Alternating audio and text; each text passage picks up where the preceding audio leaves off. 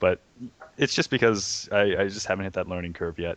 Once you're really good, and you start scouting, really actively checking the drone counts, counting drones, counting units, and then you really like understand the matchup and what this means, what that means, and what the best response would be, and like when to one base, when to two base.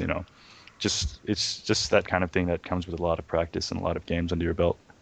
Speaking of practice and games under your belt and practice regimes, things like that, do you practice exclusively with your teams or do you use the ladder to practice? And how far do you want to go with this? Do you want to go full time competitive or full time streaming? I don't practice too often with my team. It'll be very, very rarely just because, I don't know, I get kind of lazy about it. And, yeah, just organizing practice partners and things like that. At least you're honest. You could do that, or you could just click find match. So I get lazy usually, but I definitely think ladder isn't the most effective practice. Just because if you're with a practice partner, you can definitely just ask him, like, where am I going wrong, like what would be better, how are you feeling right now, like this, just in the game in that sense. So if you are able to practice with partners, that's definitely a good idea. I kind of get lazy about it, so I just hit up ladder. But it's kind of because I stream, you know. I don't really want to sit around like 3 minutes just trying to find a practice partner when I could just click find match and then everybody can watch me play a game, and that's Yeah. kind of how it works. Do you play North American and do you play Korean or EU? I currently have a EU account and North America, and I'm getting a Korean account relatively soon, although I'm kind of worried about the latency, but I do see players like Phoenix playing from Korea to US. So, if he can do it, then As hopefully I someone who can do it. plays on both the EU and the NA, there's a lot of rumors about the difficulty curve being more difficult on the EU than on the NA servers. Would you agree with that? I think it's relatively equal. Like if I, EU and NA, if I'm near the top or at the top, then I'm losing the same amount of games than I would be on EU, or at the same amount of games that I would be on NA. So Hmm. I I definitely don't think it's like the play styles are slightly different. I definitely see a lot more wonky strategies and weird timings, but I On don't the think, EU, on the NA? well, it's probably just because I'm so used to NA play styles, the crazy Yeah. one base all ins. And I misinterpret things as one base all ins, and then I end up looking stupid because they expanded behind it just slightly slower than the normal like pass expansion. Oh So dear. yeah, I don't think there's a crazy skill difference. So I can't remember if you answered this. I don't think I heard. How far are you going to push this? Do you want to go pro full time? I don't think so. I mean, I would like to. I would like to take a gap year and maybe move to Korea and practice for a few months and just see how things went. But got to go to college, so What are you my studying? time's probably going to be a lot limited. I'll be studying computer science, Oh although wow. it's kind of one of those things where you just put it down so that it doesn't say undecided. But I figure I'm on the computer so much anyway, and Just I'm announce gonna. to the internet that you took a course, just so you don't have to do nothing. No, I didn't. No, Yes, you no, you must have did. misinterpreted. Okay, I've that's taken interesting. taken taken basic HTML. Okay, that's interesting. I mean, you've got Katz who's an artist, you've got you who's a programmer. That could be an interesting team up, man. Yeah, could be, could be. So outside of StarCraft, if you weren't available to do StarCraft, what are your hobbies and interests and things like that? I did play chess. Don't play it Competitively? too often anymore. Yeah, I played chess in my freshman and junior year, and then I made it to state twice in Illinois and Missouri, and then I made it to nationals in Illinois Oh, and got first in my division at nationals, and I did Jesus. pretty well at state. Damn. So, but I mean, I don't really play chess too much anymore. It's a lot different just because, like in StarCraft, I feel like I could take a game off anybody, if the cards were right, if I was feeling lucky that day. But in chess, if they're better, if they're a lot better than you, I felt like I had no chance, and it was really demoralizing. So that's kind of how it went. So I feel like because I recently had a tournament with my clan where I went up against a guy who was platinum, and I raised the argument that there was no point me competing in. I'm silver, by the way. And I raised the argument there was no point me competing in this tournament if I'm just going to get rolled horribly as soon as I hit a plat. So Yeah, is that kind of the same thing with you in chess then? yeah, it's kind of how it feels, just because like you can try as hard as you want, but if they're better than you, they're gonna win. It's kind of Yeah. how it works. And it's a lot more slow, or it's a lot slower. There's it's not a real-time game, it's turn-based, so like there is a clock and everything, but still, I mean, it's like you got an hour a match, so So you didn't it's compete chess-wise when you were moving around in other countries? Was this later on in your life then? kind of, I mean, I moved like every year, so finding like a school that had a chess club, or a team that competitive was kind of difficult. And then I played a little bit in Japan, but That I would was be pretty young scary. back then, so Playing chess with yeah. Japanese dudes, that would be scary. Yeah, it definitely was. But I mean, you lived on military bases, and you had like government housing, so for the most part, a lot of people spoke English and things like that, so it wasn't ridiculous. So how many countries have you lived in then? Not too List. many. I think Japan, and yeah, Japan probably the only one. I've moved around a lot in the States, like a bunch. Like I've been to a different high school each year, and been to tons of different schools like once a year. So Mm. I guess that yep. wasn't super duper conducive to you practicing hardcore with your gaming as well. Yeah, I mean, well, I didn't get too into StarCraft 2. In fact, I only I didn't even get the beta at the start of it. I just kind of got it towards the end because all my friends were talking about it, so I was like, well, I might as well just check it out. And I watched a StarCraft 1 competitive scene, so thought it was a pretty cool game. And Figured the second. you were in the Warcraft 3 and the Dota scene as well quite a bit, weren't you? Yeah, Warcraft 3 and Dota was pretty fun. Warcraft 3, I was kind of a ladder hero. I didn't really play in too many tournaments or anything, A ladder but hero. yeah, ladder hero. Were you as So, known as you are now in the StarCraft 2 scene? no, no, definitely not. But ladder hero in the sense that on ladder, I could smash people, but in tournament play, I'd probably get smashed just because, I didn't like play with practice partners or anything like that. Kind of like Oh, I do with StarCraft 2. But okay. I mean, you're in Team Vile. How does that team work? Does it work a little bit differently from the other ones then? Because you're in um, it, but you're not well, practicing and you're not going competitive either. well, they let you be like inactive, which is really nice. So you don't have like if you just want to say, well, I'm going to focus on my studies for 3 months, then they'll just be like, okay, see you in 3 months.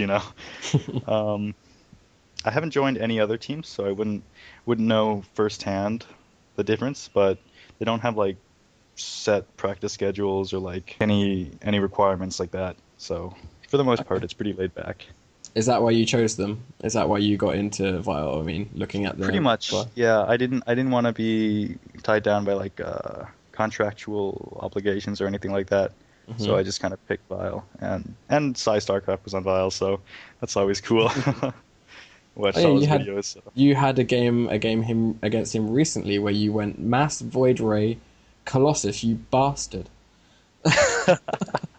Well, you got to do what works. Got to do what works. Oh god, it was horrible. You slaughtered him. I know it's so funny. He was, resource wise, he was ridiculously outplaying me, and upgrades, composition. I didn't think mine was the best, but Oh then yeah, man, that Void Ray Colossus composition. It's so yeah, controversial. yeah, it's Protoss. What can I say?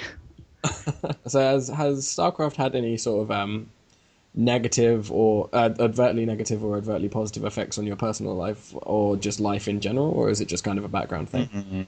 None? I try not to tell people that I play StarCraft just because there's a bad stigma around video games, so I don't want to be like, that guy that Aha. plays video games all day. See, that's completely You different know, from what Destiny I don't said. even. Destiny said he could not give a shit.